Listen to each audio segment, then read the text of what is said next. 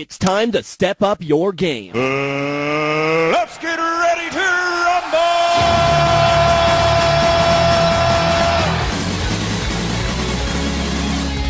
You're listening to Game On. Falcon Punch! Your inside track to gaming and fitness. Of course! Mamma mia!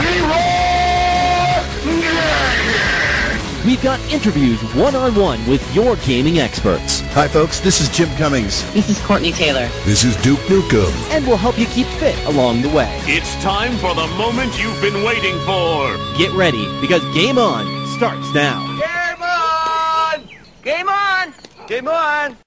We've got an exciting guest joining us on Game On today. Joining me today is Chris Cobb from Ragtag Studios, one of the developers behind Raise the Dead. Chris, how are you doing today? I'm doing great. How are you? I'm doing pretty good. So, Chris, take me through the announcement we saw at PAX East, unveiling the latest details about Raise the Dead to the world. How exciting was that moment for you? It was super exciting for us. PAX East was our first attempt at showing a demo to the public that they could play. We'd shown it, privately to some press before, but that was our first opportunity to let pretty much everybody that came by try it. So it was equally exciting and terrifying. And with that, what sort of a reaction did you get from the general public with a game like that? Because I know that can be pretty nerve-wracking to see. Yeah, we were very happy with the reaction we got. We went into it knowing, our game was very early. We're still quite a ways from being done. There's definitely some issues. It's not a full representation of what the final game will be like, but that aside, everybody was very complimentary. We had a pretty long demo. It was about 20 to 25 minutes, and I would say, well over half the people actually played through the whole thing, which I thought was pretty impressive considering how many other games there are there competing for everybody's attention. Rarely was there an open computer. We had 4 stations set up, and we often had lines. So it was very, very encouraging. Now, for those who haven't heard of Raise the Dead before, what can people expect from this game? Well, I would say they should expect the unexpected. Raise the Dead is a zombie game, and we know there are quite a few zombie games out there. However, ours is quite a bit different. One of the main differentiators is that you actually are on the side of the zombies. You're controlling the zombies. So basically the way the game works is you control a zombie named Ray. The game starts with Ray rising out of the grave for the very first time. He doesn't know why he's become a zombie or what's going on. So he's kind of wandering around in a daze, and then all of a sudden he gets struck by lightning, and he notices that this bizarre bulb that's sticking out of his head starts to glow, and it gives him the power to resurrect the dead. So he's able to start building his own little zombie army, and so the game goes from there. Now, we've seen similar styles of games like this before. I think Pikmin comes to mind when I hear about this game, and I've seen some of the visuals for it. Would you call that an apt comparison? Absolutely. The quick way to describe the game for people on a time crunch is sort of Pikmin meets Stubbs the Zombie. The Pikmin aspect is definitely a strong influence with the fact that you're controlling an avatar, which in this case is Ray, and you've got a little army of minions kind of following you around, and you can direct them out to do your bidding. And then Stubbs the Zombie is another strong influence, and that's a game that I actually worked on in the past. And the influences there are the fact that you're actually a zombie, and there's the mechanic of killing your enemies and turning them into zombies as well. So kind of mashing up the two is an easy way to describe Raise the Dead. But we also have quite a bit more beyond that. So.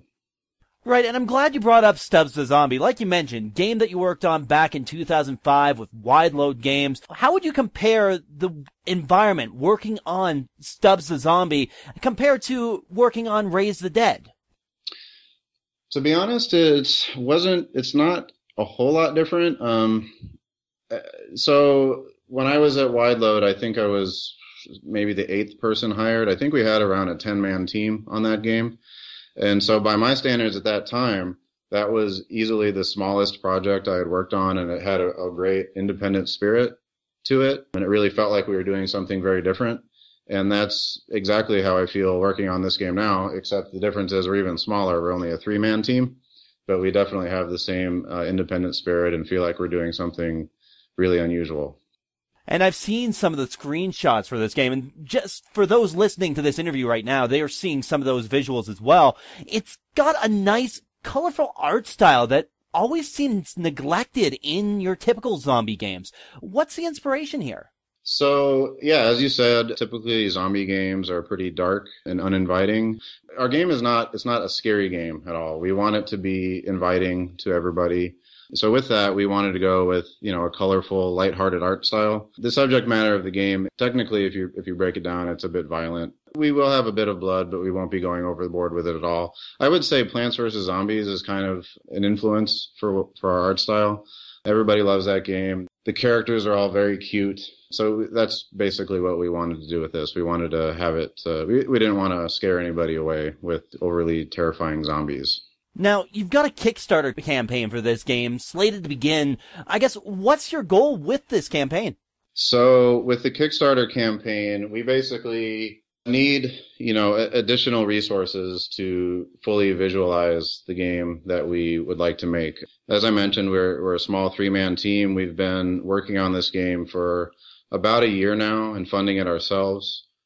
To be quite honest, we will finish the game one way or another, but there's a lot of aspects of the game that we would really like to enhance quite a bit, and we can't do that unless we get some additional funding from an outside source. So with the Kickstarter, our hope is that we can take things like audio and writing and aspects of the game that between the three of us, we aren't the ideal choice for doing those kind of things. None of us have a lot of audio experience. So a lot of the disciplines that we can't tackle ourselves, we want to outsource and get some help in to really bring the game to where we want it to be. Right, and really, just the power of Kickstarter to help something like this along, it's really gone to help a lot of great projects get out there, and it'll be good to see it help out here as well. No doubt about it, yeah. Kickstarter is not only great for getting games funded, but it's also great for bringing awareness. So, yeah, it serves, a dual purpose there. We're pretty excited about launching it and getting everyone's reaction. Chris, thank you very much for joining me today. What's the release date set for Raise the Dead? Well, we don't have a specific date set. We are hoping for around the first quarter of next year. Oh, very nice. And if people want to know more about the game, where can they go? They can go to raisethedead.com. That's RAYS thedead.com. Yes, gotta love how that's gonna trip up the search engines. Yeah, for sure. We're a bit concerned about that, but hopefully people can find their way there. Chris, thank you very much. A pleasure having you on Game On today. My pleasure. Thank you very much. That was Chris Cobb, co-founder of Ragtag Studios. I'm Jeff Johnson. You're listening to Game On. A little bit of the old, a little bit of the new, I am assuming direct control. and everything in between. You're listening to Game On GameNTrain.com.